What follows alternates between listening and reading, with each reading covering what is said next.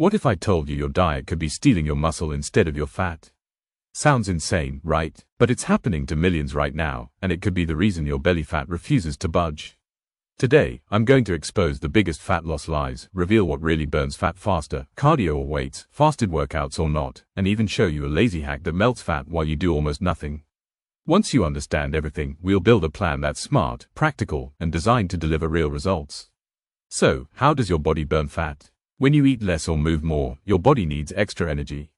That's when it turns to your fat stores and says, time to use some of that stored fat. It sends signals to your fat cells, telling them to release energy.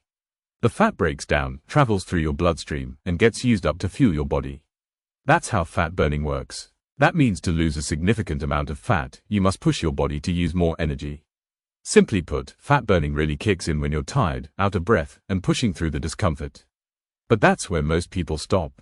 They slow down just when it's starting to work. As a result, the body goes back to storing the food you just ate, and the cycle repeats. Even months of running can show no results. Like I said, to tap into stored fat, you have to push your body to the point where it can't generate energy fast enough. And the longer you stay in that state of exhaustion, the more your fat burning compounds. Here's the crazy part. Every breath you're exhaling in that moment is burned fat. Yes, once fat is broken down and burned, it leaves your body as carbon dioxide through your lungs and as water through sweat, breath, and urine. But a word of caution, it might seem like a simple process, but more often than not, your body gets it wrong and starts burning muscle instead of fat. I'll explain that in a moment. But first, let's talk about why we don't lose fat from the places we actually want to. They say you can't spot reduced fat, so why is it always your belly that grows first and leaves last? The answer lies in how your body decides where to store and where to burn fat. It's not random. It's based on genetics, blood flow, and hormone sensitivity. We inherit our fat-storing patterns from our parents. For men, fat tends to accumulate first in the belly and leave last. For most women, it's the hips, thighs, and lower belly that hold on the longest. But why the belly specifically? Because it has lower blood flow, which means fewer fat-burning hormone signals actually reach it. And more importantly, the belly contains more alpha-2 receptors and fewer beta-2 receptors. These receptors act like gatekeepers. When fat-burning hormones arrive and signal the need for energy, beta-2 receptors respond fast. They open the vault and release fuel. But alpha-2 receptors are stubborn. They say, hold on, we might need this later, and keep the vault locked. That's why belly fat is so resistant. It's biologically programmed to hang on. But here's the good news. When I walk you through the exact method to burn fat, I'll also show you how to trick those stubborn alpha-2 receptors. Now, you might be thinking, can't I just target belly fat by doing abs workouts? Not exactly. When you train your abs, you're just strengthening the muscles underneath the fat. Your body still burns fat systemically, from wherever it finds it easiest to access. Not necessarily where you want it to. So, what burns fat faster, cardio or lifting weights? The answer's a bit more nuanced, because both work in different ways. When you do cardio, your body needs quick, real-time energy to match your activity level. That's why it reaches for glucose first, stored carbs and blood sugar, especially during high-intensity workouts or running. Fat takes longer to break down and needs more oxygen to burn, which your body doesn't have enough of in those intense moments. Now, you might be wondering, if cardio doesn't burn fat during the workout, then what's the point? Here's the truth. It absolutely does burn fat, but not instantly. Once you finish your cardio session, your body notices a big drop in glucose levels. That's when it kicks into recovery mode and triggers the afterburn effect. To restore balance, it starts aggressively burning fat, even while you're resting, sitting, or sleeping. Now, when it comes to weightlifting, the story's a little different. It's not primarily meant to protect your muscle from being burned during the fat loss process, especially after cardio. When you keep your muscles active, your body recognizes their value and holds on to them. But if you don't, your body sees them as unnecessary and starts breaking them down for energy. That's why it's so important to combine both cardio and strength training in the right balance, which I'll be sharing with you soon if you want to lose fat while keeping that clean, sculpted shape. And that's how you burn fat without losing muscle. So is it better to exercise on an empty stomach to burn fat faster? The short answer is yes, absolutely. When you work out fasted, especially first thing in the morning, your insulin levels are low, blood sugar is low, and glycogen stores are partially depleted. That means your body taps directly into its backup fuel source, fat. But here's the catch. It works best with low to moderate intensity workouts. Push too hard and your body may switch back to burning muscle or glucose instead. With weightlifting or high-intensity interval training, working out on an empty stomach can actually backfire. You'll feel weak, lose performance, and in some cases, even feel lightheaded. So it's not the best option for everyone. The smarter approach: eat something light, quick to digest and energy boosting, nothing heavy or calorie dense. Does sweating more mean you're burning more fat? The answer is no. Sweat is your body's cooling system, not your fat burning meter. When you exercise, your muscles generate heat and your body sweats to cool you down. Why does our weight drop after sweating? The reason is obvious. Sweat is literally water. When it leaves your body, it's just temporary weight loss. It goes back to the same level when you drink water again. One more problem people face when they try to lose fat without proper knowledge is that they complain they're constantly losing weight but can't see any difference in their fat. Trust me, these people should meet a professional trainer as soon as possible before they cause serious harm to themselves. These people have no idea what's happening in their body. They cut calories too hard, which leads to quick weight loss. But your body panics and burns muscle for energy. In this starvation state, your body tries to preserve fat even harder. The reason your body picks muscle instead of fat under stress is because these people skip strength training as well, and the body thinks muscles are useless. Also, muscles are metabolically expensive. When your body is starving, it says, let's get rid of muscle. It's expensive, and we're not lifting heavy things anyway. Fat, on the other hand, doesn't need oxygen or maintenance and stores energy for the future. This is why crash diets are such a terrible trap people fall for. You might be surprised, but just by breathing correctly, you can boost your fat burning ability by up to 20%.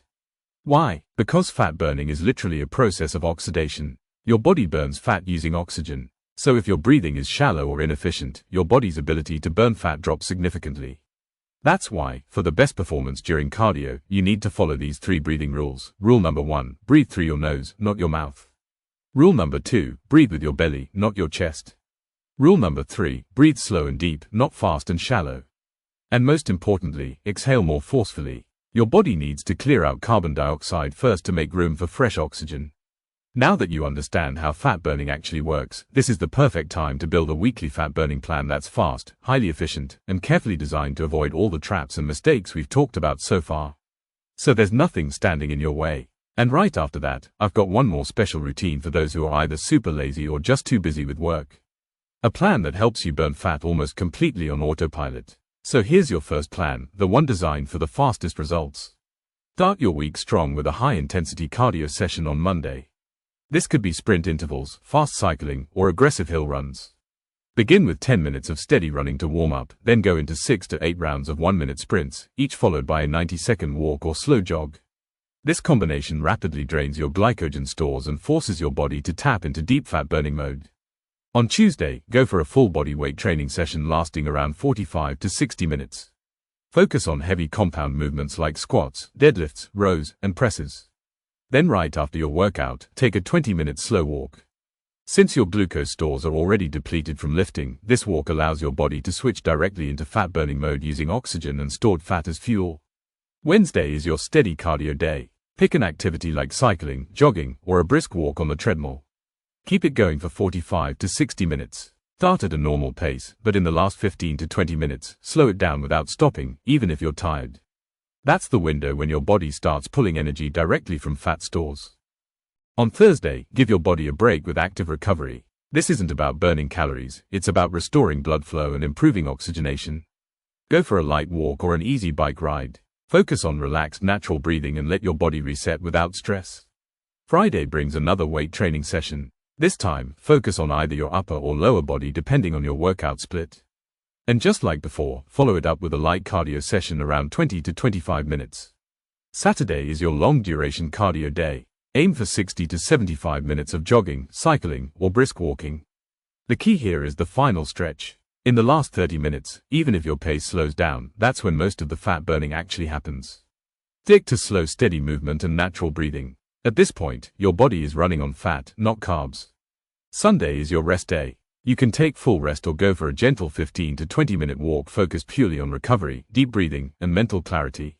No pushing, no goals, just light movement if your body feels like it. Now, here's a crucial section, what to eat. If you get this right, you can double your fat loss results. First, eat high-protein foods to protect your muscles and keep your metabolism high. Second, increase your fiber intake. It helps reduce cravings and improves digestion. Third, stay in a caloric deficit so your body burns fat as its primary fuel source. And don't forget to drink 3 to 4 liters of water every day. Now, one non-negotiable rule: avoid sugar and processed junk at all costs. Just 5 minutes of sugary indulgence can wipe out 2 days of clean effort. And finally, sleep. You must get at least 7 to 8 hours every night. No compromise. Without proper sleep, fat loss becomes almost impossible. Now let's talk about the people who are too busy with work or just not looking for fast results. This method runs almost entirely on autopilot. Instead of chasing fat loss through intense effort, we shift the way your entire system operates by updating your daily habits in 3 simple phases. Phase 1. Move lightly. Add gentle movement after every meal, just 10 to 15 minutes of walking. Take phone calls while walking. Do your own chores like cleaning, mopping, or light gardening. And always choose stairs over elevators. These small actions don't tire you out, but they quietly keep your metabolism active throughout the day. Phase 2. Eat smartly. Eat slowly. Aim for at least 15 to 20 minutes per meal. Stop eating when you're about 80% full. Make sure there's some protein in every meal. And when possible, swap refined carbs for whole grains. Phase 3. Sleep deeply. Aim for a full night of restful sleep each night. Make sure your bedroom is cool, dark, and free from distractions. Now, here's the truth. This plan takes time, but the best part is it rewires your mindset. And once that happens, you'll never slip back into unhealthy patterns again.